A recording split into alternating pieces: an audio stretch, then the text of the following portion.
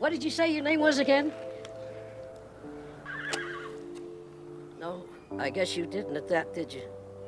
Everyone believed the Western was already dead, buried under dust, faded posters, and the fading echo of hoofbeats on empty studio lots. The genre that once ruled Hollywood had gone completely quiet. But somewhere in that silence, one man refused to let it disappear. For decades, the Western was not just a genre, it was America's favorite story. Heroes on horseback, justice under a wide-open sky. And for a generation of moviegoers, one name stood above all others: John Wayne. He was the Western. When people pictured a cowboy, they pictured him. So when his era began to fade, many believed the entire genre would fade with it. But one young actor was about to prove them wrong. While the world mourned the death of classic Hollywood, Clint Eastwood was quietly preparing to give it a second life.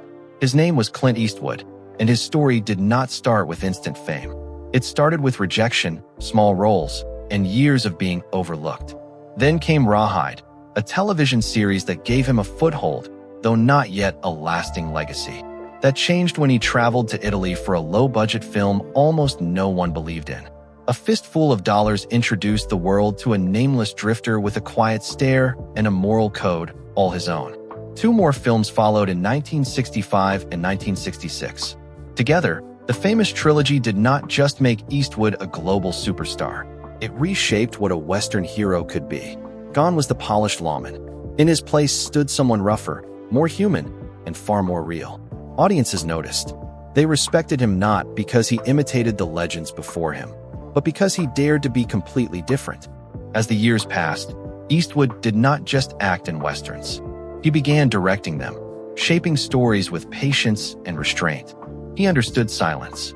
He understood weight. And slowly, he became known not just as a performer, but as a true craftsman. Then in 1992 came Unforgiven, a film that did not glorify violence, but questioned it.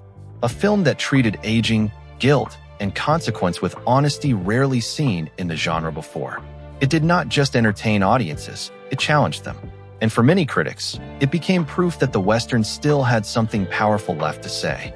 Many fans and film historians believe Clint Eastwood became the last great Western legend, not because he was the final man to wear a cowboy hat on screen, but because he was among the last to carry the genre's soul forward with such purpose.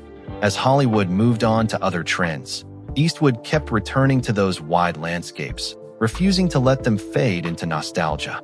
His influence can still be felt today in modern Westerns that borrow his tone, his patience, and his willingness to explore difficult truths instead of easy heroism.